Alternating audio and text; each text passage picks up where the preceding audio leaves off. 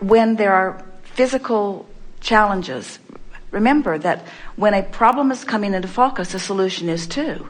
So that literally means that sickness brings wellness.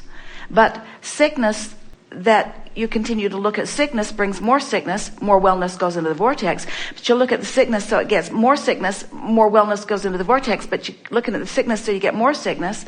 So we haven't said this with this clarity before, but you've set it up for the perfect way of explaining it, that a lot of people are saying, they often don't mean it really fully, that they're not sorry that such and such happened because of the good that came from it. And we just want to emphatically say that good always comes from it, but the question isn't whether good comes from it. The question is, how quickly am I going to start tuning myself to the frequency of the good that came out of it, instead of staying focused on more of the current reality. We know that we're annoying the way we keep cutting you off, but the difficulty is simpler than you know. You keep talking about it. You keep talking about the problem that we just said to you, and don't be upset about this, because Jerry and Esther aren't getting it yet over the breakfast either. And we know that the reality is compelling, and it seems like that's where the tests are, that's where the doctors are, that's where your physical reality is. We get it, but you have to play that down, play that down, play that down. So if we, who know very well what you've put into your vortex, if we allow you, if we encourage you at all to continue the conversation the way it's going, we don't serve you at all. We have to say to you, stop talking about that. Stop talking about that and talk about this. You see. Now's a good time to start. It's not as interesting yet, and you're not as practiced, and there's a lot more details and a lot more trauma around all of that, but really, well, every subject is two subjects. So it's a matter of gradually, through practicing the end of it that feels better. And do you believe us at all? Do you believe that when you're experiencing sickness, that you're asking for wellness and that the wellness is queued up? Yes. So what's hard to talk about that? In other words, we don't get why it's hard. When you could as easily talk about wellness as sickness, why not talk about wellness? You did a little bit. You said, I can accept that some good has come out of it, but do you really believe it? Do you believe it? Do you believe, here's a good way of putting it. Do you ever hear someone say, oh, I've been well for so long and there are a lot of sick people, so I think I'm going to be sick for a while to allow sick people to be weller? You don't ever say that, do you? Because you don't think that there's this pile of wellness that you've been pigging out on and depriving others. And so that's one way of looking at this. And we want to convince you that, do you believe that you are a vibrational being? Mm-hmm. And do you believe that as a vibrational being that you can focus on wanted or unwanted? Yes. So what is this insatiable appetite, and it's not just yours, almost all humans have it, of wanting to explain what is? What is the big deal about what is? What's the big deal about what is? Is it, you know what it really is? I'm running around with a whole lot of other humans who've forgotten who they are, that don't remember about the vortex, who have trained themselves away from caring about how they feel, and we are, for the most part, just a big human complaining pity party. Those are the books that sell. You want to get a best-selling book, then dig yourself into a really deep hole and then crawl out, and they'll clap when you crawl out.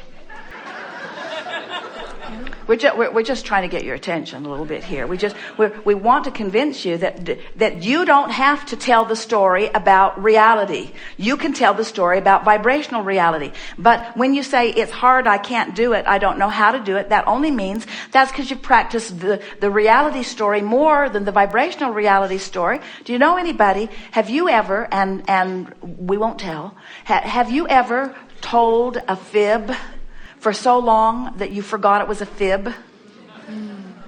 Do you know people who lie really easily? That's what we want from you. We want you to take a departure from reality and train yourself into the improved reality, into the wanted reality. We want you to train yourself. But so many of you have believed that you've got to tell it like it is. And so someone says, how are you? And you don't feel that good. And you feel like you should tell them, well, I really don't feel that good. And they didn't really care. They didn't really mean, how are you? They meant, hi. So just practice as best you can. And so the answer to your question is, how can you practice the better feeling when the reality isn't there yet? And we say, catch yourself at the best moments that you can find and emphasize that to yourself. And do it over and over again. Just find the best feeling moment that you can find and practice it from then. And it is our promise to you. It will get better and better and better and better and better. Well, it isn't a matter of something outside of you assigning what you're supposed to be doing. When you find yourself in a sort of trend where you're really feeling blissful, what that means every single time is that all this stuff that you've been throwing into your vortex, you're in the vortex or on the verge of it, and so you're feeling the inspiration. But the vortex keeps expanding and evolving too, so you have to keep it current. That's why we want you to make it this emotional quest rather than a manifestational quest, because if you make it an emotional quest, if you care about how you feel, then you just keep feeling good as new ideas keep coming. But we will say this, you bring up a really good point, and you're really going to like this. This is an important piece to all of this, and we think it's the piece that you're looking for here. So this vortex, are you believing it? This vibrational reality. So if you are in despair or focused upon pain or sickness, you're far from the vortex, and inspiration is not something that's coming to you. The best you can do is motivate yourself by making yourself do stuff, but you're not being swept into the vortex, not regularly.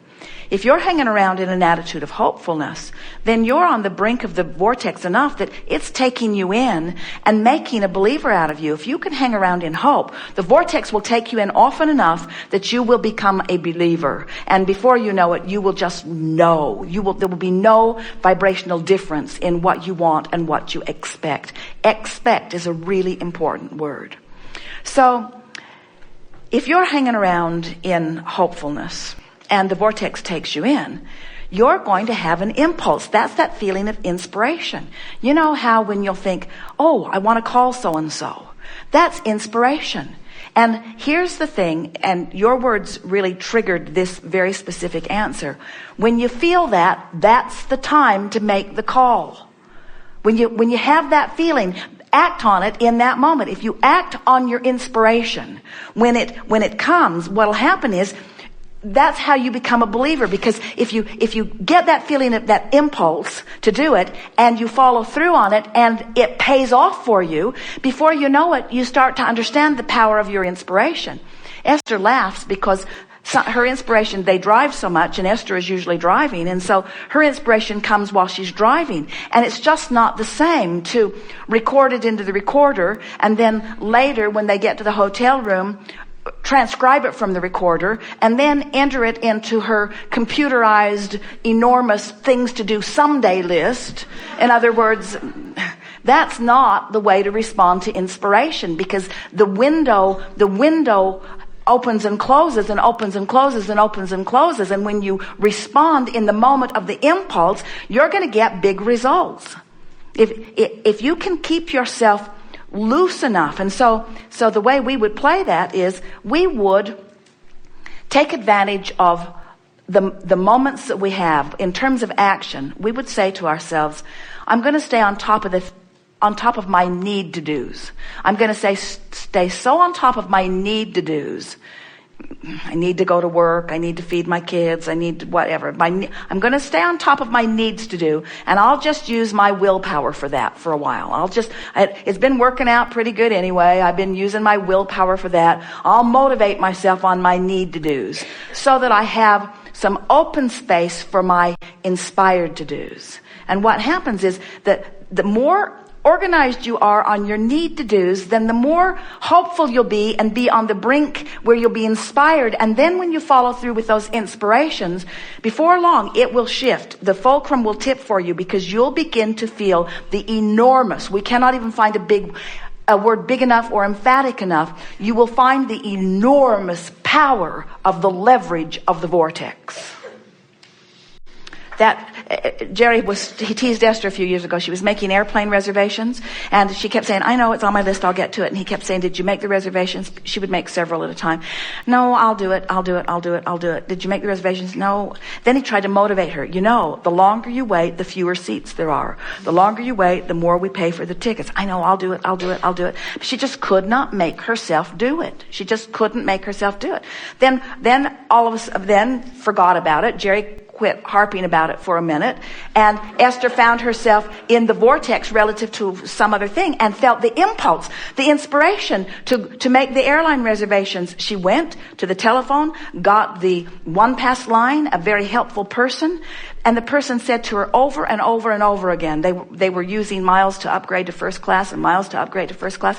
The woman would say, I swear, 2 minutes ago, these seats weren't here. I swear, 2 minutes ago, these seats were not there. I swear, 2 minutes ago, these seats were not there. Esther booked 10 flights and got upgraded to first. And when they flew those flights, every flight flew. There were no delays. There was no lost luggage. There were no canceled flights. There was no extra waiting at the connection. In other words, they were inspired flights. So when you get that feeling, act on it. And until you get that feeling, just do what you have to do. So we're making a case, aren't we, for understanding the vortex and what would you say our message is to you today? It's simple. Get in the vortex somehow, some way. Now, what are we saying even more emphatically? You're in the vortex every single day, no exceptions. You're in there. You're in there. You might not be aware that you're in there, but we want you to start paying attention. We want you to notice that extra lift that you feel. We want you to notice that good feeling that you have. We want you to be aware that you're in the vortex, and then we want you to milk it with everything you've got, to practice the feeling, to practice the vibration, to make it a chronic patterned vibration within you so that you're hanging around on the verge of or in the vortex so much more of the time. And as you begin to do that, you're going to discover what the true real-time life is, because the universe is now queuing you up with others who are in the vortex. So you're meeting up with those who are ready for you. They're on your wavelength. They are already, law of attraction has sorted them out as a vibrational match to who you are and what you want. Life doesn't just become easier. It becomes blissful because you feel the power of who you are. And you know, that's what bothers you more than all other things put together about things not turning out right. You know you are a powerful creator, and when you are not exercising your power, something is really, really, really, really off, you see. And then that's what really makes you mad. That's what most of your negative emotion is about. It's that you're not keeping up with who you are. That's the only thing that negative emotion is. Negative emotion is one thing and one thing only. It's your indicator that you're not, in the moment of the negative emotion, keeping up with who you are. And the larger part of you is calling you, making it easy. Now what? We have enjoyed this interaction more than words can convey.